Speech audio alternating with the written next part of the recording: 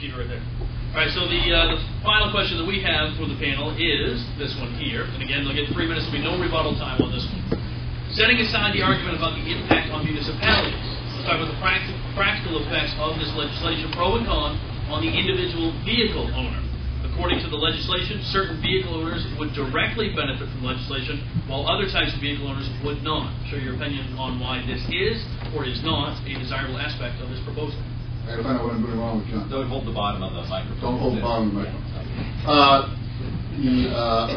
What was the question? Oh yeah, the question is, let's assume for a second that we do want to cut the motor vehicle excise tax. If you were going to do that, if you thought this was a good tax to cut, let's take money out of the municipality's pocket for local roads and let's do that. Would this be the way to do it? It's an issue technically of tax incidence. How do you provide the benefit, the tax benefit associated with this? This proposal does it from our perspective in an inappropriate way from a public policy perspective. If you are if you own one of the 70% of main cars that are on the road that are 6 years old or older, you get zero benefit out of that. I believe there's a correlation between that ownership and the capacity to pay, i.e. that's a low-income population that sees no benefits, only the downside of this proposal to the low-income world. The recipients, the largest recipients of this tax benefit are two classes of people. People who can afford to buy new cars and people who can afford to buy hybrids and alternative vehicle cars and so forth. In our PowerPoint that's in our packet, we set up side by side the Cadillac Escalade Hybrid, which a tiny amount of electric power moves that drivetrain on a very occasional basis. That's an 8,000-pound vehicle that costs $80,000 in the store. And that gets an excise tax exemption for 3 years and a total sales tax exemption.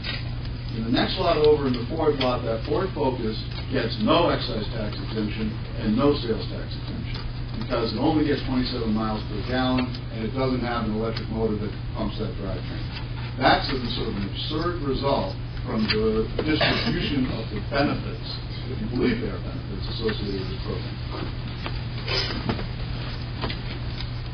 Let's get one thing straight. People in Maine aren't going out and buying hybrid Escalades. They're looking for responsible, affordable cars, and they want those cars to be more affordable, and that's what question 2 will accomplish. Now, opponents want to have it both ways, and I want to know which is it. Will this excise tax cut be detrimental to Maine towns, or does this excise tax cut not go far enough? Which one is it? Should local governments be getting more excise tax, or should we be cutting the excise tax even more to extend those benefits to a greater amount of people? We chose to focus on the first 5 years of the auto excise tax because it is the most damaging to Maine families' budgets. As Taryn said, if opponents would like after November to work with us to extend those excise tax cuts even further, we're happy to join them. We're happy to work with the legislature and opponents to extend those cuts even further.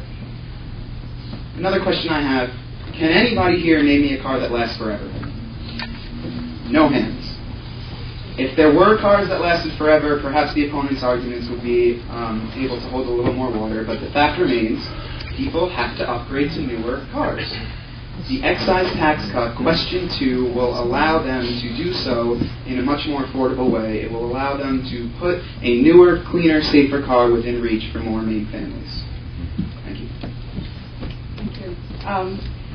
From the city standpoint, those people, we believe that those people that need the tax relief, and I know this isn't working for some reason,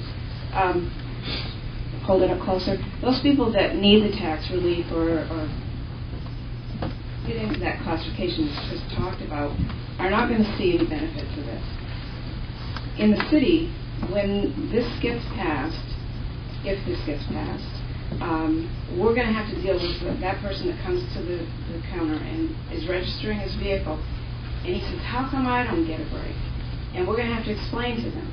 And we're actually probably going to do up cards that we hand out to them so they can take it and understand that they're not going to get a benefit there.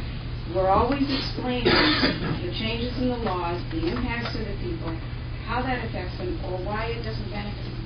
And that's the big issue. Equal to all. If you're going to do away with excise tax, do away with excise tax. That's 3 mills to the city of Old Town. But it's important to understand that everybody has a right to be able to have opportunity to save some money. not just if you select individuals or if you select property owners, because it causes me.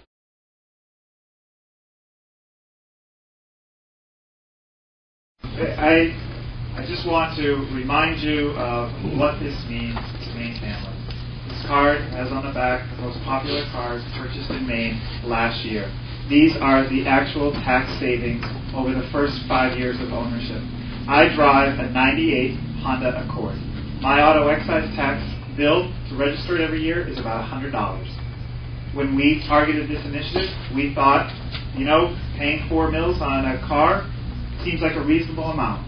Having somebody pay 6 times that amount for the first year that they put their car on the road seems wrong. I'm not driving my car any less than that person who's purchased a newer car. And again, what do we do as Mainers? We buy newer cars, we drive them into the ground. And then we buy newer cars, and then we drive them into the ground. These are real savings. For an average Maine family, this means the equivalent of 3 car payments. 3 months of car payments. That's how much you'll save on a newer car. That's real money. To local governments collectively, it means about 2% of all local spending. This is an opportunity to provide real auto excise tax relief. Folks, you've been waiting 80 years for it. Now's the opportunity. The legislature hasn't done anything. Local governments haven't initiated any efforts to lower this auto excise tax. Here's your opportunity, or we wait 4 more generations to talk about it.